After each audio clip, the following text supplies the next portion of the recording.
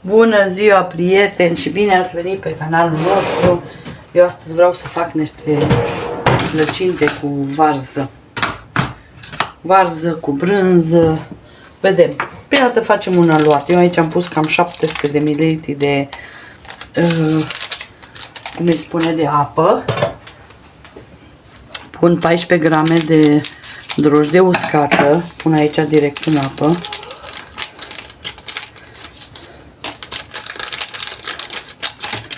Un aluat de pâine facem, practic.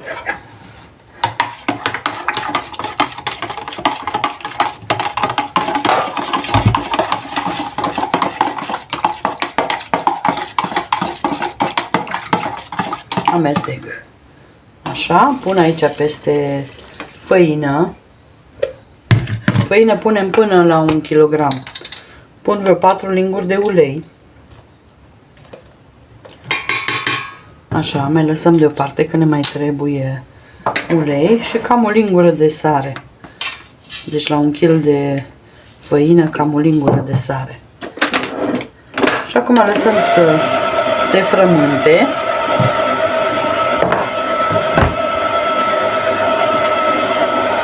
Să se frământe aluatul.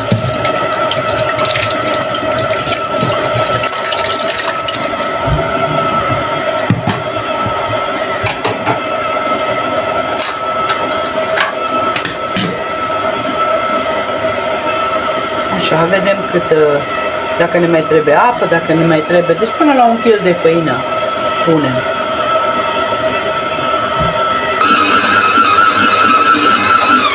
Atât, nu mai frământăm mult. Acum el o să iei un pic lipicios, dar las așa un pic mai moale, că mai bun iasă plăcintele. Și pâinea, n-ați văzut, și aluatul de pâine e puțin mai moale, că mai bine iasă. Haideți să vedem.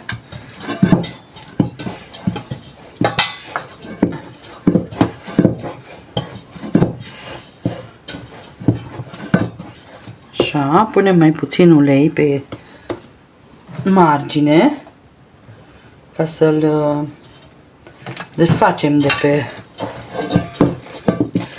margine tot.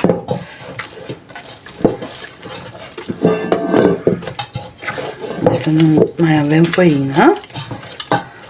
Și lăsăm la dospit. Deci aluatul cam așa trebuie să fie. Vedeți?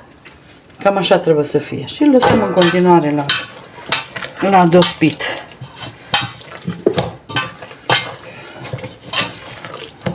Și o să vă arăt eu după aia când îl fac. Noi între timp ne punem să ne călim varza, că varza trebuie călită, că să se răcească.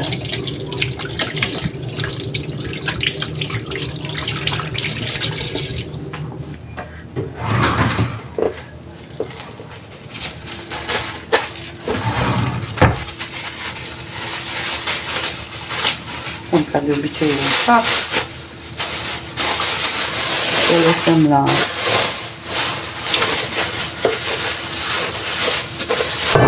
opa. Așa. Pun un prosopel și la dospit. Haideți, dragile mele, să tocăm varza. Acum, cât vă place de mărunt. Trebuie să o călim, mai bine zis, să o prăjim în ulei așa puțin, dacă faceți de post, dacă faceți de... Eu am spălat-o bine, am tăiat-o în două și am spălat-o bine. Dacă faceți de dulce, puteți să o căliți în untură, că e mai bună. Vedeți? Dar dacă faceți de post, e bine să o căliți în ulei.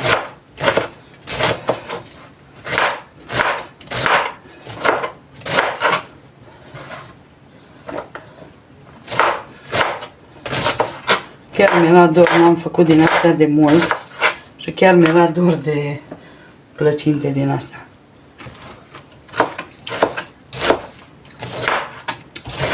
La noi în Ardeal se făceau de post plăcinte din astea. În timpul postului vorbesc.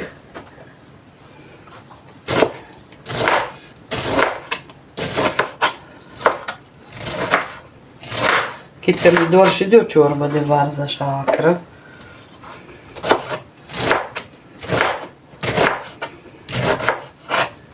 Acum fac plăcintele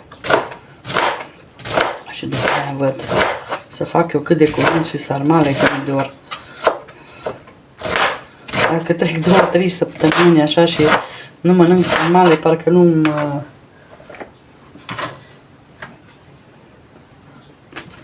găsesc locul, dacă am fost crescute. Cam tot a doua duminică noi am avut sarmale acasă.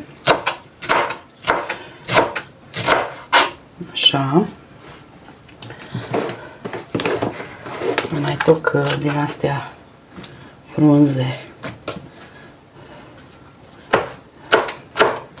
Deci e bine că puteți să puneți și bucăți așa de varză ce aveți mici. Să puneți. Mai tai puțin și după aia dau eu drumul că ea va scădea în... Și eu tot pun până...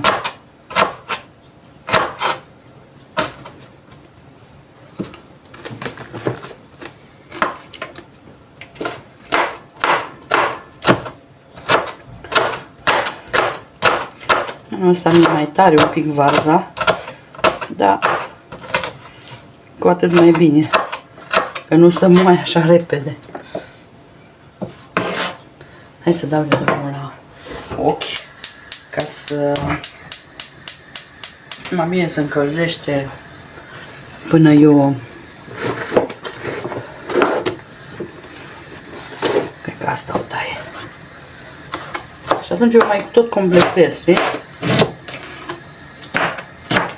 Că nu vă țin până la final, vă arăt numai când o pun. Punem piper pe ea ca să fie, să aibă gust, știți?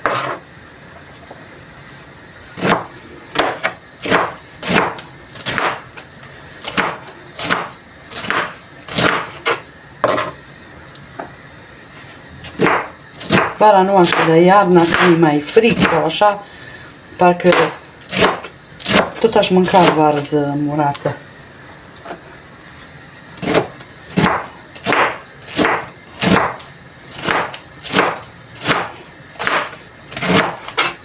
În special ciorba mie îmi place mult.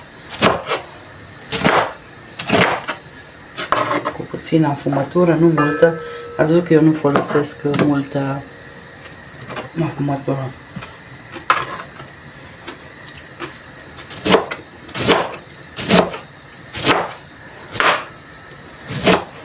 Ajunge atât asta, să nu mă arăt.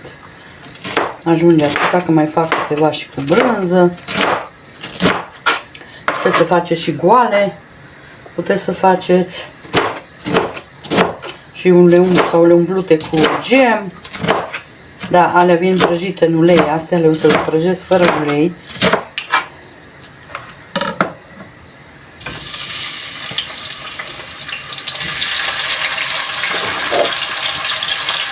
Vedeți numai câte rămâne după ce se călește ea.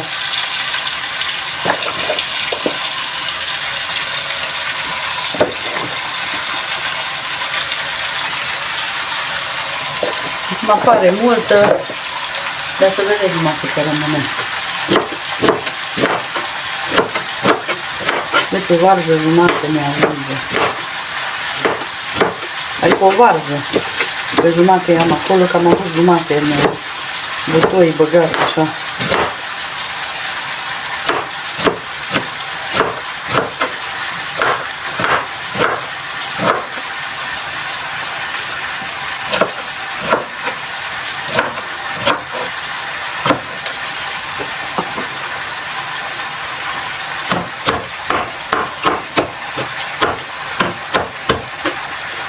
Îmi place că nu e așa apă. Să iau o lingură și să-mi iau Cred că să-l pun pe mâner, că altfel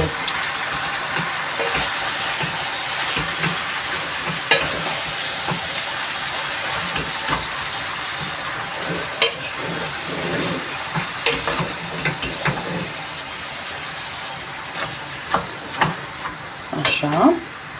Mai punem și pe asta.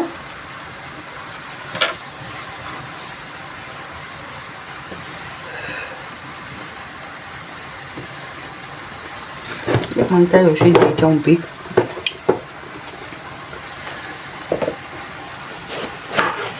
Și asta mi-o las, poate fac o ciorbă. Vedem ce zice soțul.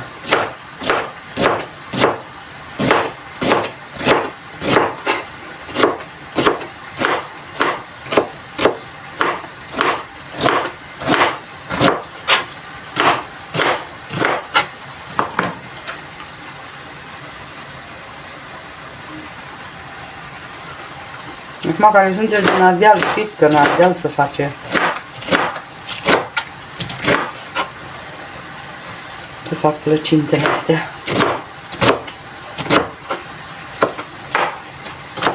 Să fac și cu brânză, mie mi-ar fi plăcut cu mărar, dar nu pun că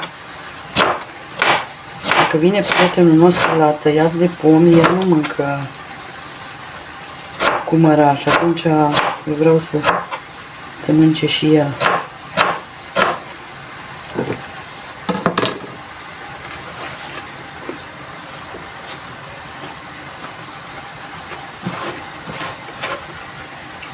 Gata. Nu mai tăiem, e destulă. Chiar dacă scade, dar tot rămâne ceva.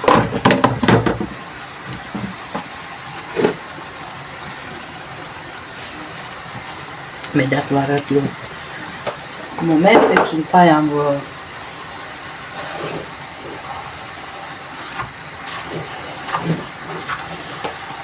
v-am zis că va scădea. Dăm și paragaz, super bine.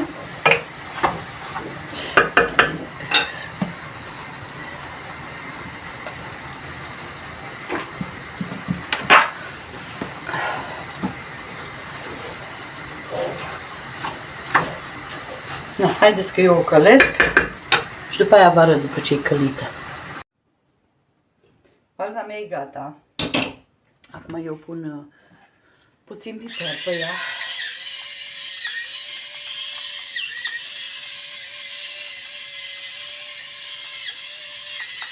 Am preferat să-l pun după ce opresc focul ca să rămână așa concentrat bine. Așa. Acum eu o golesc de aici ca să mi se răcească. Uitați, am golit-o aici. Și acum o lăsăm așa să se răcească.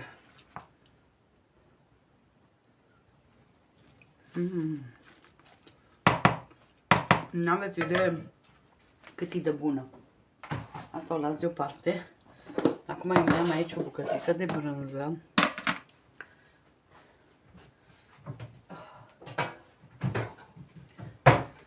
Așa, mi-o rat și pasta aici, în castron.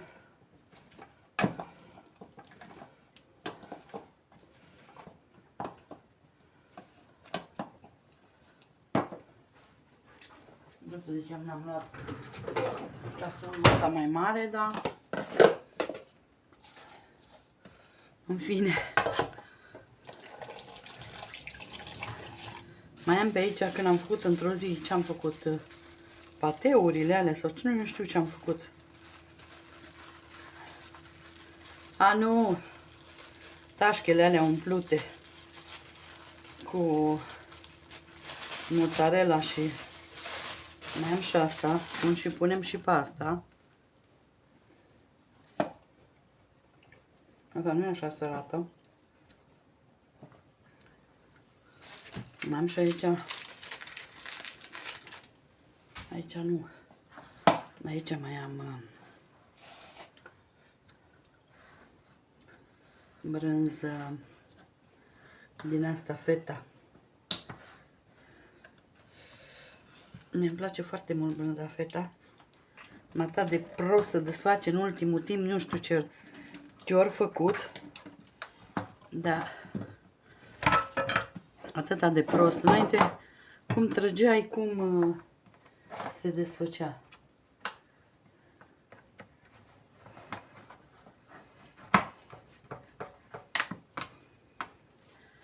Dar acum așa de greu să desface. Așa. Mai scurg eu din apă. Asta nu prea se rade, dar nu contează că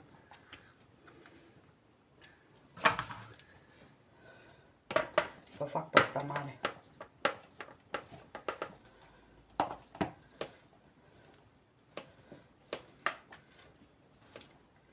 Că pe aia mică se prea lipește.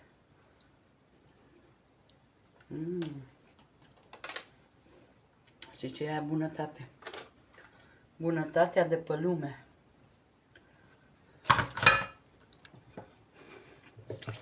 Acum și începe, dragile mele, brânza de oaie. Poate și început. În orașele mari găsit. Poate și aici la noi, dar n-am fost în piață. Așa și pun cașcaval. Cam 150 de grame. Acum eu fac cu mâna că mai bine o amestec, că nu-i din aia, e din asta mai cremoasă, știi?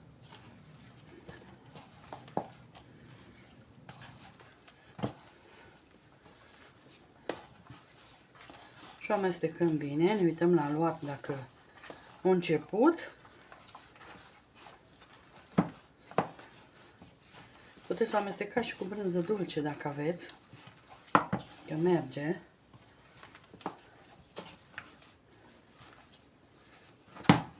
Acum, principal este să se răcească varza. Ăla e tot principalul. Asta e gata.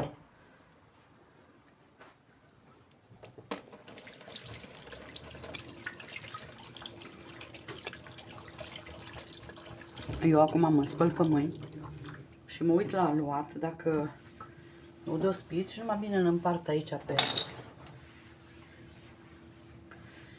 pe dulap aici.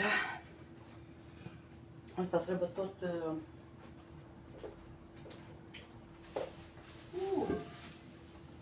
ce să crească, că mai gata de dea afară.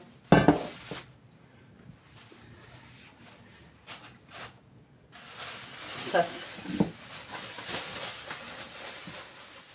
Ce să crească. Că dădea un pic și dădea afară. Vedeți dacă e cald în casă. Astăzi am făcut căldură mai devreme, mai de dimineață. Și cum a săcălit și varza a mai mers. Acum eu îl răstorn aici, numai să-mi pun făină.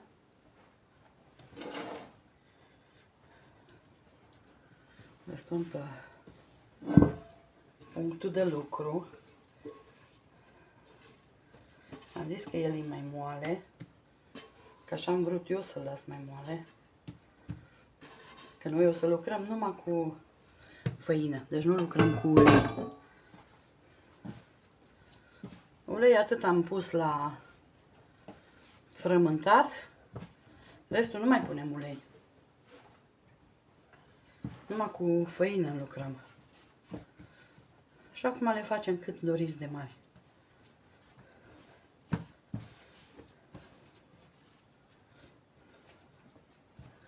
Nici nu le mai așa le lăsăm.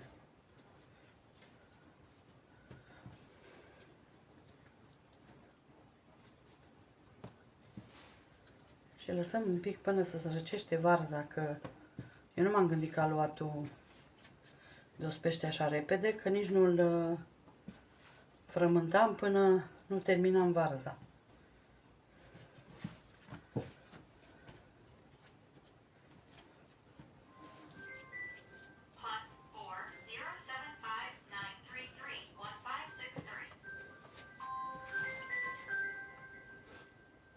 Pe soțul sună. Nu știu cine. Poate sună Liviu.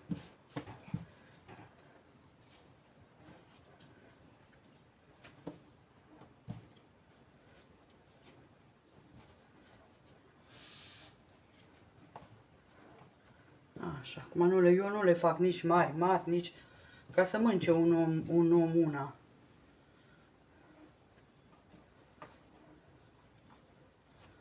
Astea le punem mai în spate, că-i...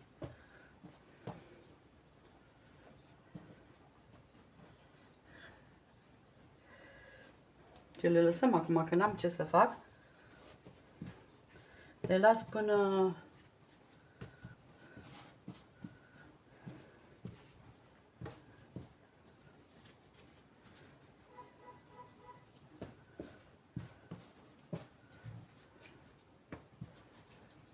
până să răcește varza.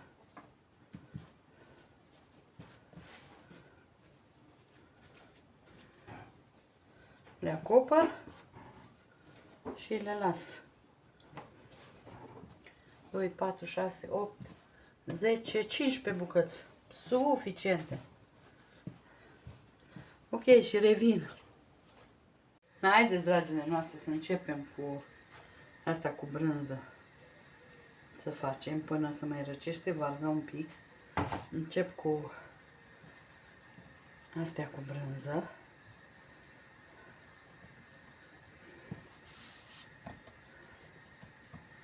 Am zis eu, nu le fac mari, dar nici mici.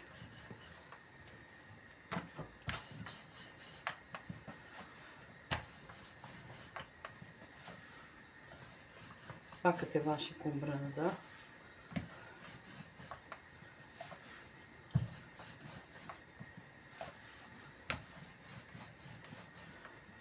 Am pus tigaia la încălzit. Hai să pun eu că n-are nimica. Asta că în ea nu se prinde în asta. Deci din asta, nu știu dacă știți leste de aia cum era. Așa. Hai să-mi pregătesc și o farfurie.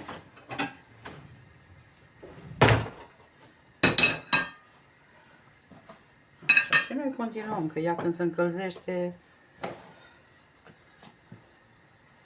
Am zis, lucrăm numai cu făină. N-am pus eu lingură, dar parcă tot mai bine. Adunăm aici ca să nu se...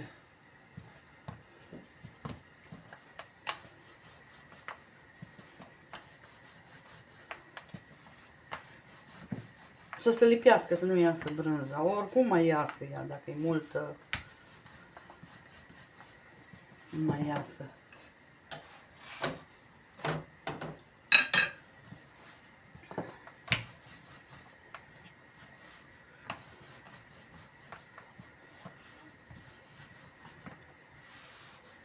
Așa. Am prea loc la primele, mai greu, întotdeauna merge greu. Că nu am loc aici, da? Puteam și eu să le pun în altă parte la dospic, pe o tavă, da?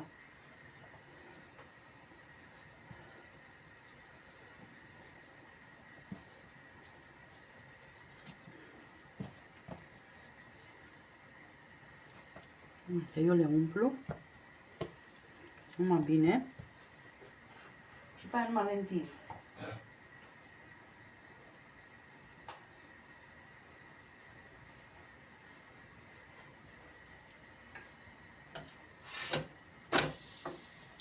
M-am zis că iasă, că sfârâie, că e multă brânză și...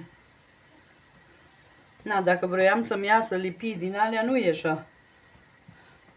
Acum au crescut de numai. Mai fac una ca să brânză.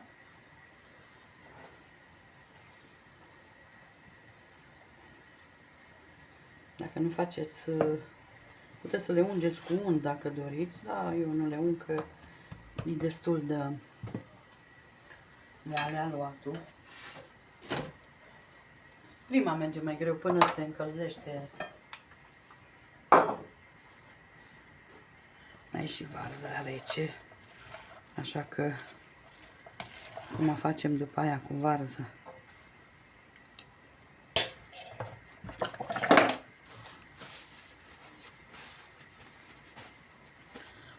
Știți de ce îmi plac așa? Că nu ies uleioase, știi?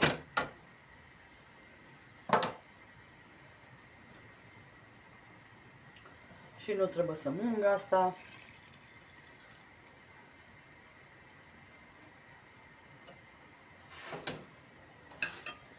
Da? Punem alta. Noi între timp ungem. Întindem și eu ungem. Întindem.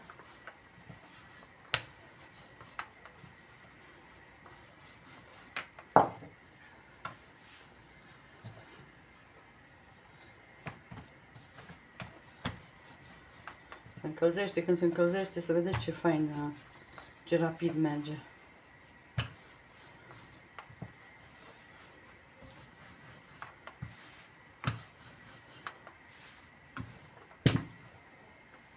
Așa.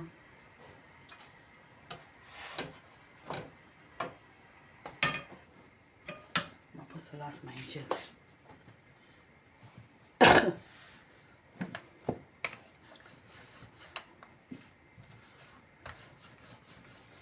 Să vedem ce mai lucrăm prin grădină. Să vedem ce...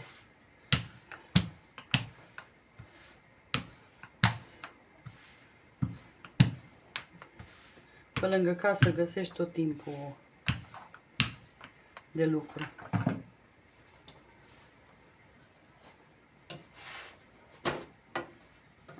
Să las așa, că nu-i...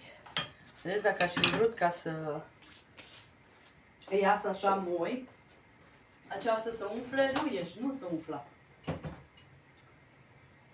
Să vă arăt eu cum le fac cu unt. Că eu nu le-am făcut de post, dacă le fac cu brânză, astea nu-s mai de post.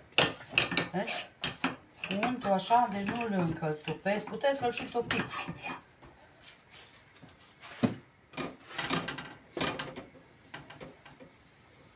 Ce crește, ca nebuna.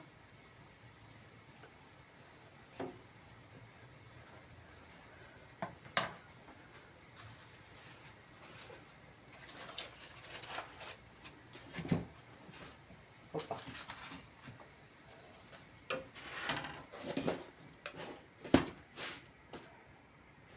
Acum, uite, eu vreau să șterg asta puțin, ca să nu-mi ardă, să iasă fum. Okay?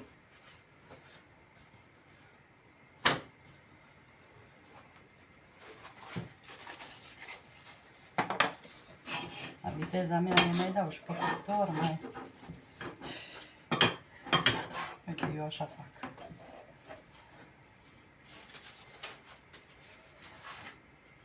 Așa, acum eu cu brânză nu o să mai fac. Haideți să ung și pasta, să o întind și pasta lantă, nu știu ce tot am cu unsul. Să o întind și pasta lantă.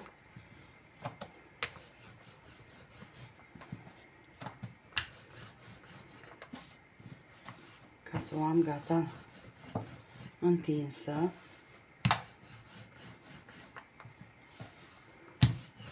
Ele se coc repede că e aluatul subțire. Vedeți că eu îl întind subțire.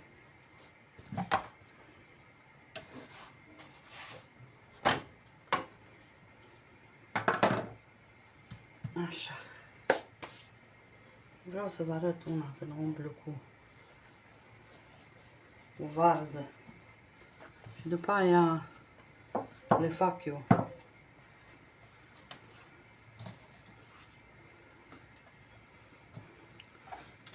Varză puneți cât doriți de multă.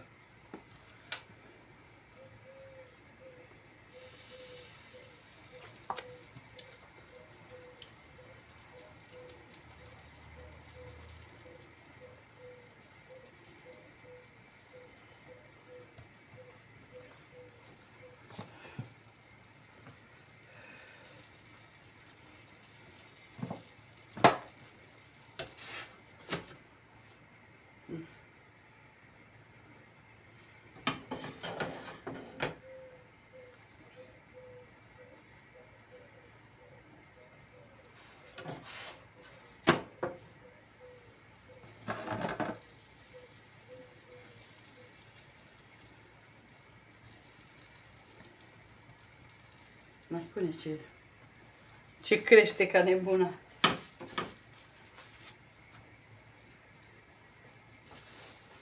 Acum, dacă doriți dumneavoastră, puteți să ungeți lespe de asta. Sau tavă, sau ce aveți, dar eu nu...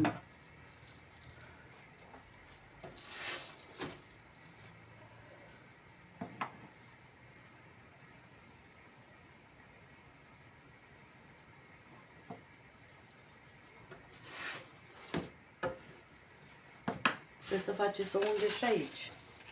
Vezi? Și atunci când o întoarceți, să vedeți ce culoare faină primește. Hai numai să vă arăt.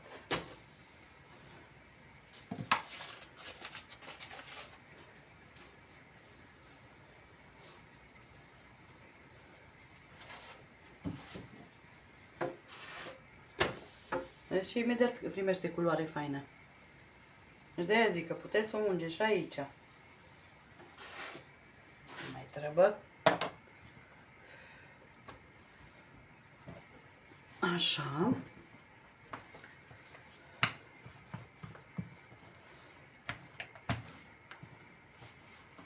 Hai să nu vă spargeți capul, chiar dacă se rupe aluatul, că ele nu iasă așa, dar nu se întâmplă nimica. Numai na, că ne place multă varză. Aia e problema.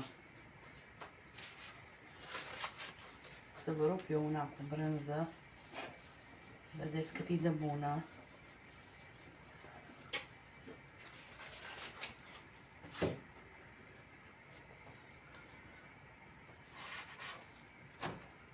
Trebuie să ai și loc ca să le faci, da, e suficient. Pentru noi e suficient.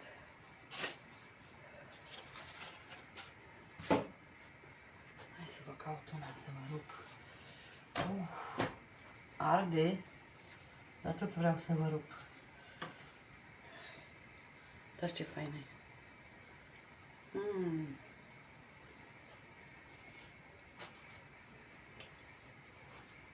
Ce moale e.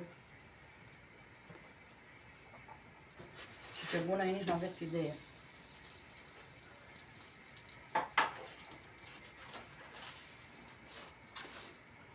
E faină că brânza nu e așa săracă.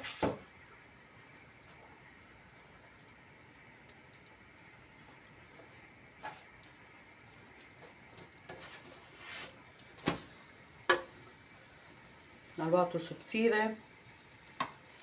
Vedeți? Păi.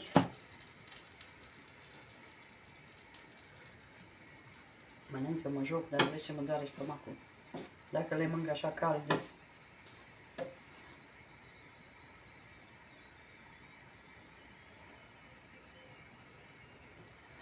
Totdeauna pățesc așa de la plăcinte de-astea de aluat.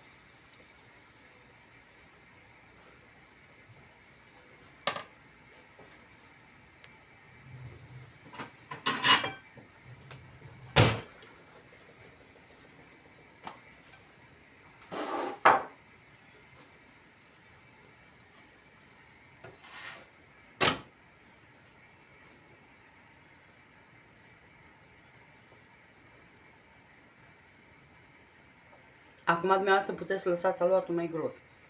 Mă zic, dar eu nu-mi place gros aluatul. Dacă doriți, puteți să-l lăsați mai gros. Hai să pun asta cu varză.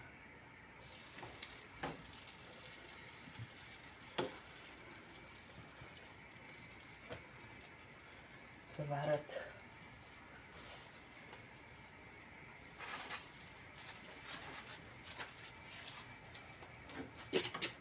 Acum eu, ca să satur pe toți prietenii mei, trebuia să fac, cred că, din 2 kg.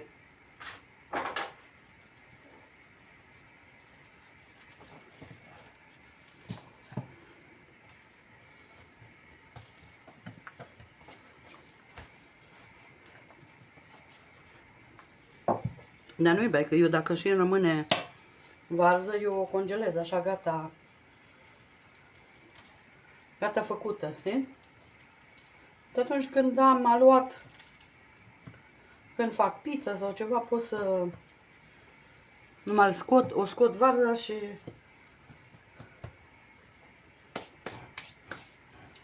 gata -i. Vedeți că asta chiar dacă se sparge, dar nu iasă afară.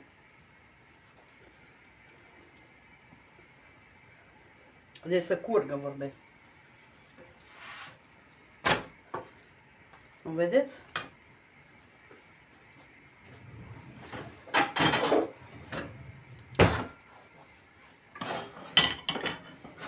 De-aia nu trebuie să pun șervețel. Haideți că eu le prăjesc și după aia vă arăt.